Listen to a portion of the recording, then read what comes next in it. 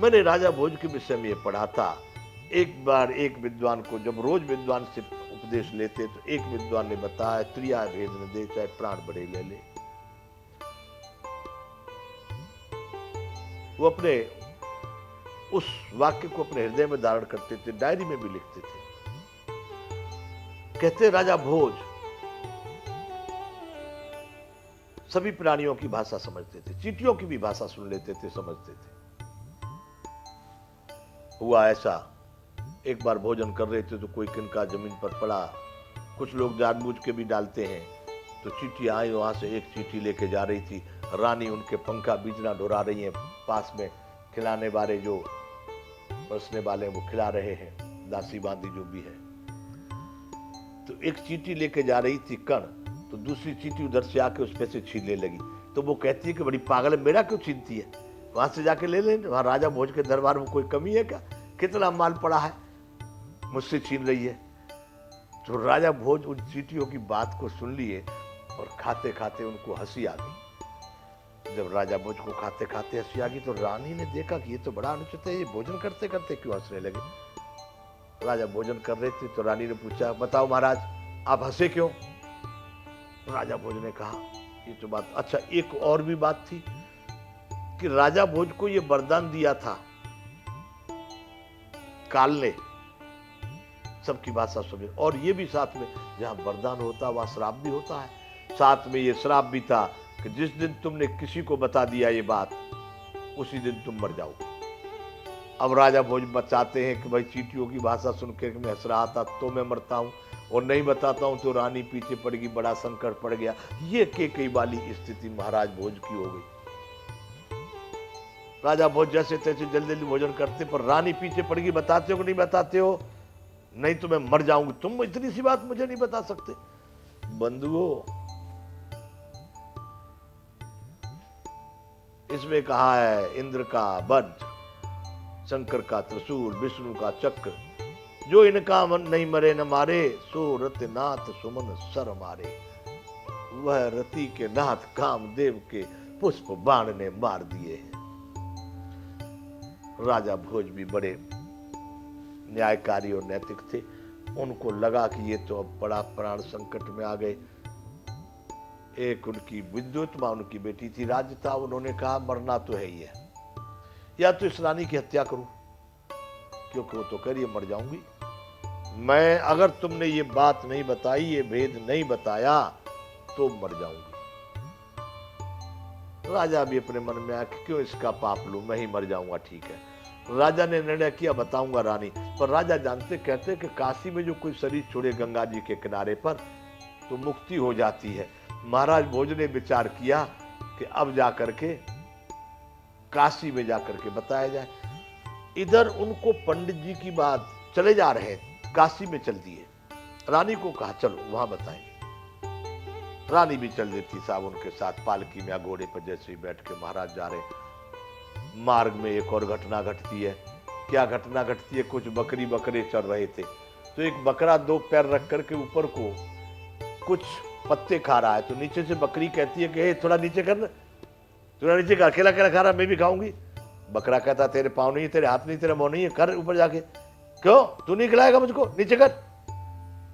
साहब से बकरा ने खाना छोड़ा और मारे 2-3 माथे कस के, मैं नीचे पड़ी, और मारे 2-4।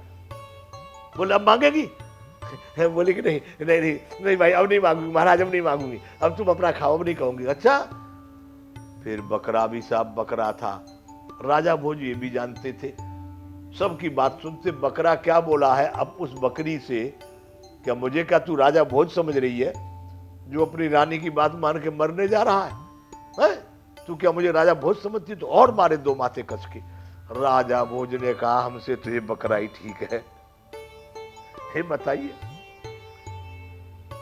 राजा भोज ने अपनी जेब में हाथ डाला, अरे वो कागज मिल गया जिस पर पंडित जी ने लिख के दिया था, विद्वान ने, कि त्रियाय भेद न दे, चाहे प्राण बड़े ले दे, प्राण दे दे, प्राण ले ले किसी के, लेकिन स्त्री को भेद न देवे।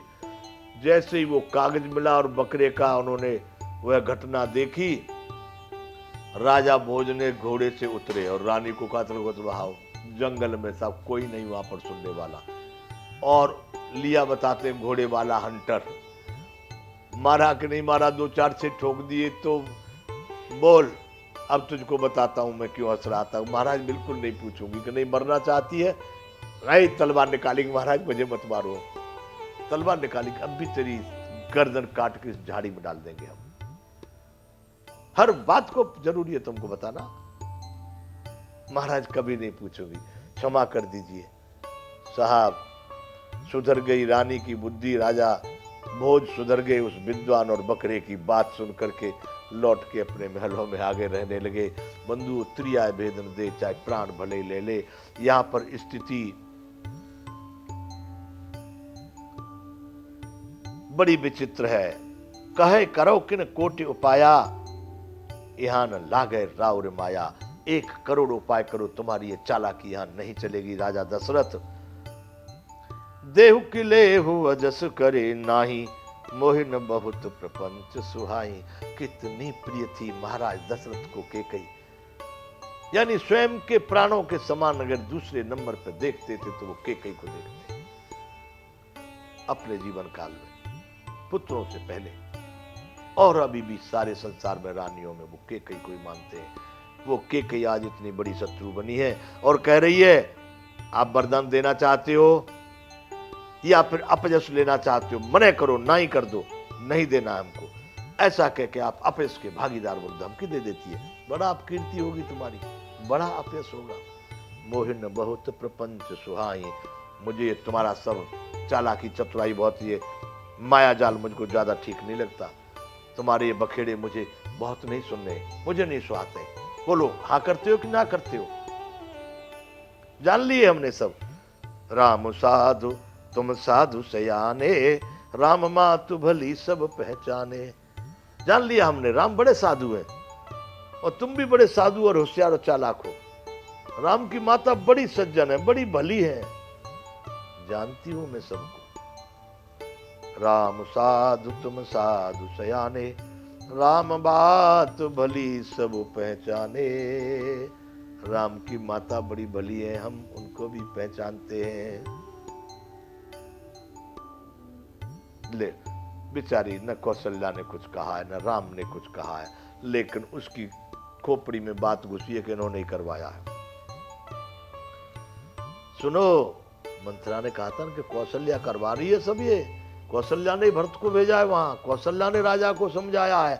उसकी खोपड़ी में मंत्रा बैठी हुई है। अब कह रही है कि जस कौशल्या मोर भलता का, तस फल उन्हें त्यों कर साका। और राजा दशरथ को कष्ट होता है, मुझे कौशल्या ने कुछ नहीं किया, बेचारी निर्दोष मारी जा रही है व्यर्थ में। कह रही है कौशल्या ने मेरा जैसा भला चाहा है ना, मैं भी साका करके याद रखने योग्य उन्हें वैसा ही फल दूंगी। जैसा मुझे मेरे लिए जो करना चाह रही थी, मुझे दासी बनाना चाह रही थी, मैं उसको दासी बना के छोड़ूंगा। ओहो, कितना कष्ट राजा दशरथ को होता होगा।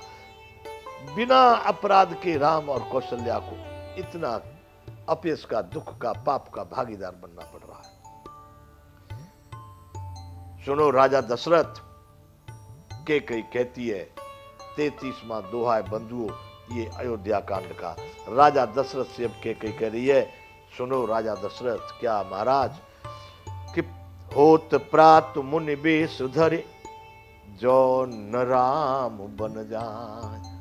यदि प्रातः होते ही साधुओं का, मुनियों का वेश बना करके यदि राम बन को नहीं जाएंगे तो